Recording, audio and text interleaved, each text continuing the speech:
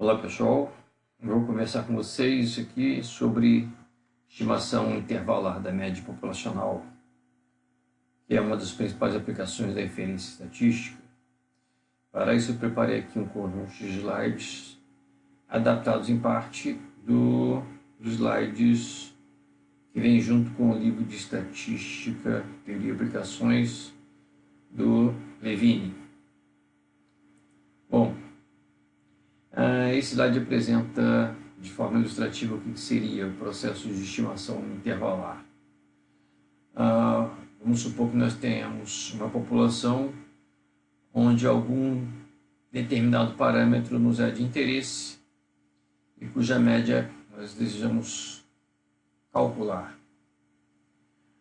No processo de inferência, nós retiramos uma amostra. A partir dessa amostra, calculamos a média amostral, e a partir dessa média amostral, nós estimamos qual o valor da média populacional. Aqui, por exemplo, está se dizendo um determinado grau de confiança desejado, ilustrativamente 95%, resultando daí um intervalo de confiança de entre 40 e 60 para a média populacional. Ok? Mas nós podemos ter uma estimativa pontual por único ponto ou uma estimativa por intervalo de confiança, estimativa intervalar. A estimativa pontual, que é a estimativa mais simplória, é aquela em que traduzimos a média populacional como sendo igual à média da amostra selecionada aleatoriamente. Mas o processo de estimação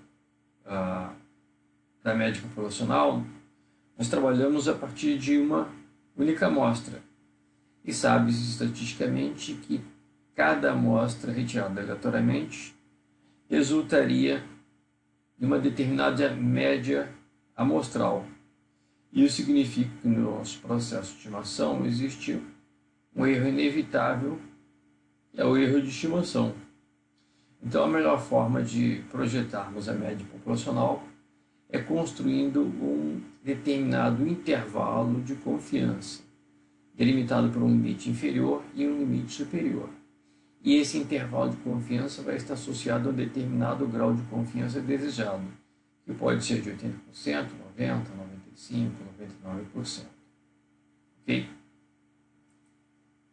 Bom, para construirmos um intervalo de confiança, precisamos tratar duas situações. Uma situação que é apresentada academicamente, mas na prática ocorre raramente, ou seja, uma situação predominantemente teórica, é aquela em que o desvio padrão populacional fosse conhecido. E temos a outra situação, que é, na verdade, utilizada na prática, aquela em que o desvio padrão populacional também é desconhecido além da média populacional. Ok? De qualquer forma, para explicarmos melhor a construção do intervalo de confiança, partimos da situação acadêmica, a situação teórica, onde o sigma é conhecido. Bom, a estimação intervalar é aquela em que, a partir da média amostral, calculamos e computamos para menos e para mais uma margem de erro ou erro de estimação. E essa margem de erro, ela é calculada multiplicando-se o erro padrão amostral pelo valor crítico, por um determinado valor crítico. Esse valor crítico, no nosso caso inicial, que vamos supor conhecermos o desvio padrão populacional, esse valor crítico vai ser um valor de Z. Vamos aplicar esse valor de Z na tabela de distribuição normal padronizada. E o erro padrão corresponde ao desvio padrão populacional dividido pela raiz quadrada do tamanho amostral. Okay? O valor crítico ele vai depender da distribuição amostral e do nível de confiança desejado. Vamos supor, a princípio, distribuição amostral associada à distribuição normal padronizada, conhecendo-se o desvio padrão populacional, ok? Bom, supondo-se o desvio padrão populacional sigma conhecido, trabalhando-se com essas poucas premissas aqui. O desvio padrão populacional sendo conhecido e a população tendo um comportamento de distribuição normal. Esse comportamento não precisa ser exatamente o de uma distribuição normal, mas razoavelmente próximo da distribuição normal. Okay? Caso o comportamento do parâmetro esteja muito afastado da distribuição normal, é necessário trabalhar com uma amostra de tamanho maior, uma amostra de tamanho maior do que 30, normalmente essa é a recomendação dos estatísticos.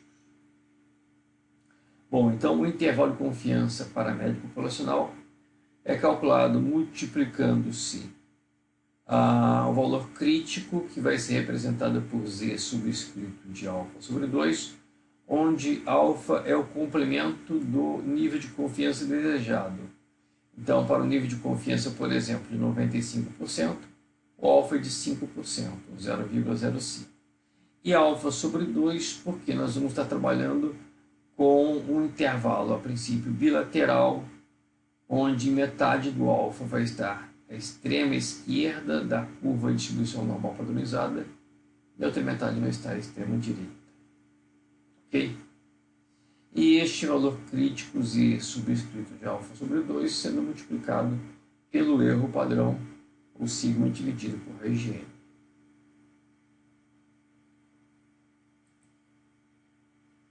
Aqui neste slide, nós temos uma representação da curva de distribuição normal padronizada, onde nós desejamos construir um intervalo com 95% de confiança.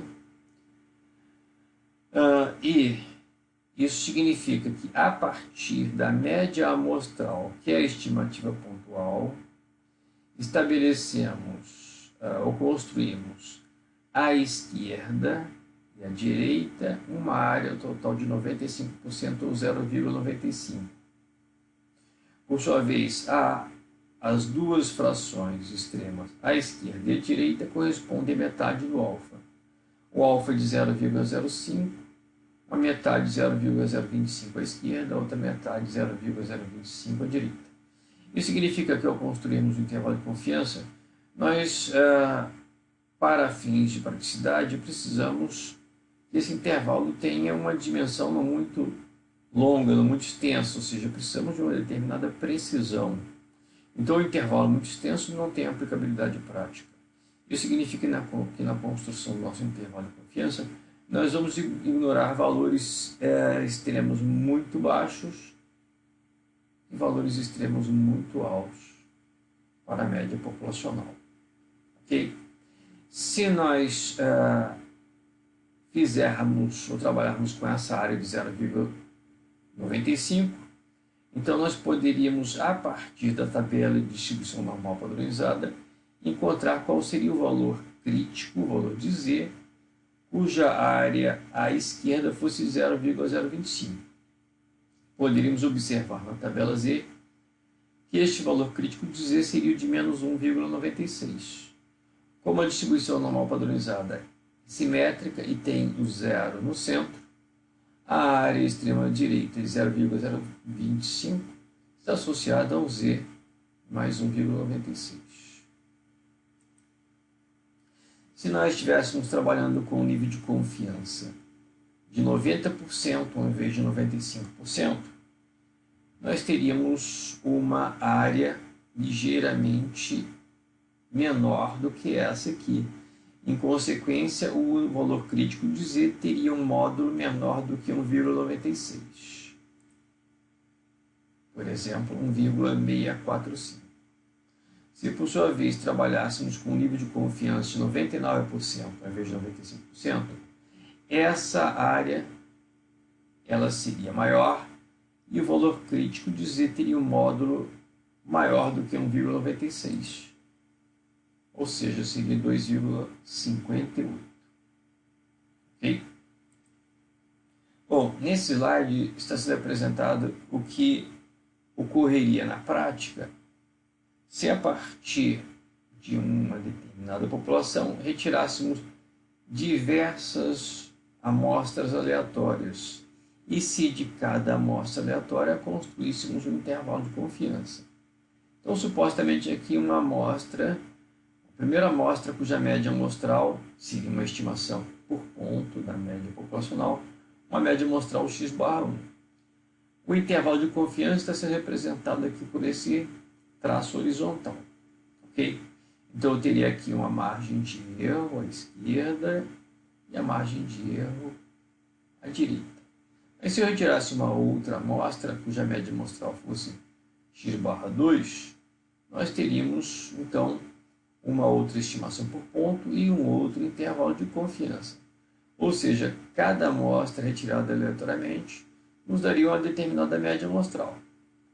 E o intervalo de confiança poderia estar um pouco mais à esquerda, um pouco mais à direita. Ok? Então, o que se observa, na verdade, é que se desejamos trabalhar com um determinado grau de confiança, esse grau de confiança vai se traduzir no nosso valor crítico. Um grau de confiança maior, um valor crítico com módulo maior. Grau de confiança, o nível de confiança 95%, esse valor crítico vai ser de 1,96. Menos 1,96 à esquerda, mais 1,96 à direita. Então, esse traço aqui horizontal está associado a um determinado grau de confiança. Ok? Nós podemos dizer que o limite inferior corresponderia, então, à média amostral, menos o produto do valor crítico, vezes o erro padrão. E o limite superior seria a média amostral, mais o valor crítico, vezes o erro padrão. E aqui este traço horizontal vermelho estaria simbolizando uma amostra cuja média amostral nos levaria a um intervalo de confiança onde não estaria inclusa a média populacional. Então, o que esse desenho quer nos mostrar é o seguinte, que nós podemos acidentalmente retirar uma amostra cuja média amostral não abranja a média populacional. É este o caso aqui. Então, aqui nós teríamos simbolicamente o que não conhecemos, a média populacional, ela estaria aqui, mas a nossa média amostral estaria numa localização, numa região que nos levaria a dizer que o intervalo de confiança com determinado grau de confiança seria esse, quando na verdade a média populacional não estaria dentro desse intervalo de confiança, ok? Mas de acordo com a estatística, se nós construirmos um intervalo com 95% de confiança, isso significa que se nós retirássemos, supostamente, 100 amostras e construíssemos 100 intervalos de confiança, desses 100 intervalos de confiança, 95 deles teriam em si a média populacional. Apenas 5 deles estariam significativamente afastados à esquerda ou significativamente afastados à direita, ou seja, somente em 5 deles nós não teríamos a média populacional, que é o que desejamos estimar. Ok? Bom, então na prática nós não tiramos 100 amostras, infinitas amostras, nós retiramos apenas uma amostra. E a partir da média amostral nós construímos um intervalo com o nível de confiança desejado, por exemplo, 95%. Ok? Como nós não conhecemos o μ, a média populacional, nós não vamos ter certeza se o intervalo construído realmente vai conter o μ. Ok? Mas nós vamos poder, por exemplo, se quisermos trabalhar com 95% de confiança, construímos um intervalo com 95% de confiança, nós vamos poder ficar 95% confiantes de que o intervalo construído sobre essa amostra irá conter o μ. Vamos aqui um exemplo. Uma amostra aleatória de 11 circuitos apresentou uma resistência média de 2,5 ohms. Sabemos-se a partir de ensaios passados que a distribuição se comporta aproximadamente conforme normal, com desvio padrão de 0,35 ohms, vamos construir um intervalo com 95% de confiança para a resistência média populacional. Então está aqui a nossa fórmula, média amostral mais ou menos o valor crítico de Z vezes o erro padrão.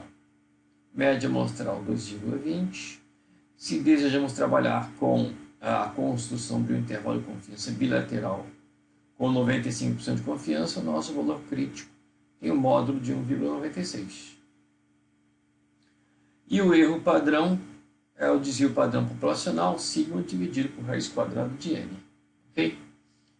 E o resultado, então, é a média populacional, estando entre esses dois limites. Okay?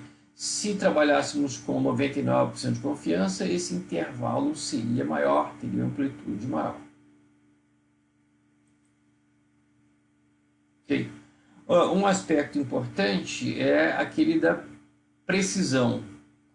O comprimento de um intervalo de confiança é a medida inversa da precisão da estimação, ou seja, um intervalo de confiança muito amplo implica em uma precisão menor. Se construirmos um intervalo mais estreito, teremos uma precisão maior. Okay? Então, quanto menor o comprimento desse intervalo de confiança, maior vai ser a precisão da nossa estimação. Uma boa precisão é importante para fins de tomada de decisão, mas, por sua vez, é razoável também que desejemos trabalhar com determinado grau de confiança. Então, temos que olhar para a precisão e para o grau de confiança. Mas qual será o impacto do aumento do grau de confiança sobre a precisão, a estimação do parâmetro populacional, intervalo de confiança? Basta lembrarmos que o intervalo, essa estimação, ou seja, a amplitude do nosso intervalo, depende do valor crítico de Z. Então, se, por exemplo, nós desejamos aumentar o grau de confiança de 95% para 99%, o valor crítico de Z, ele vai aumentar de 1,96 para 2,58. Ou seja, a margem de erro vai ser de 1,96 vezes o erro padrão, se o grau de confiança for de 95%. Essa margem de erro vai aumentar para o erro padrão vezes 2,58. Então, temos um aumento da margem de erro, um aumento do intervalo de confiança de 1,96 para 2,58 vezes o erro padrão. Como consequência do aumento desse intervalo de confiança, nós temos uma redução da precisão. Na prática, desejava obter esse intervalo de confiança que seja curto o suficiente, ou seja, com a precisão suficiente para finalidades práticas, finalidades de tomada de decisão, de avaliação, etc. Uma maneira de alcançar isso é escolhendo-se um tamanho amostral que seja grande o suficiente para que trabalhemos com o intervalo ou grau de confiança desejado, ok? E também com uma determinada precisão. Nós podemos calcular esse tamanho amostral requerido para alcançarmos a desejada margem de erro mediante um nível de confiança específico, por exemplo, 95%, 90%, 99%. Okay? A margem de erro, essa margem de erro é uma quantidade, uma medida em imprecisão presente na estimativa do parâmetro populacional.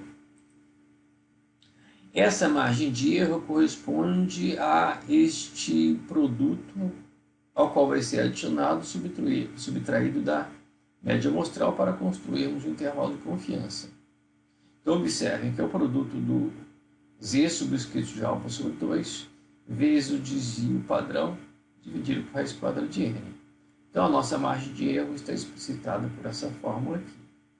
O Z crítico, Z de alfa sobre 2 vezes o sigma dividido por raiz de n. Por sua vez, nós podemos tirar dessa fórmula da margem de erro o cálculo do n, do tamanho amostral, que passa a ser o quadrado de Z crítico vezes o desvio padrão dividido pela margem de erro. Ok? Então, nós podemos aqui pegar uma ilustração para o cálculo do tamanho amostral satisfatório.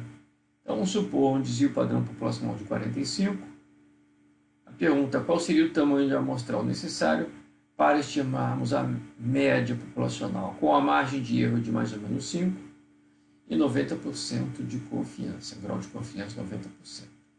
Então, aqui a nossa fórmula para o cálculo de N, substituímos o Z para 90% de confiança no intervalo bilateral. O Z não é mais 1,96, é 1,645. Substituímos o desvio padrão populacional e substituímos a margem de erro desejada. Com isso, chegamos a um N que deve ser arredondado de 219,19 para 220, ok?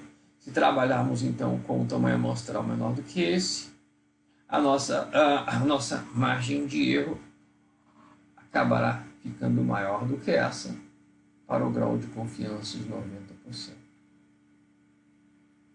Ok? Bom, o nosso próximo assunto fica para um próximo vídeo. É aquele em que trabalharemos com a hipótese de não conhecermos o desvio padrão populacional. Ok? Por enquanto é só. Abraço.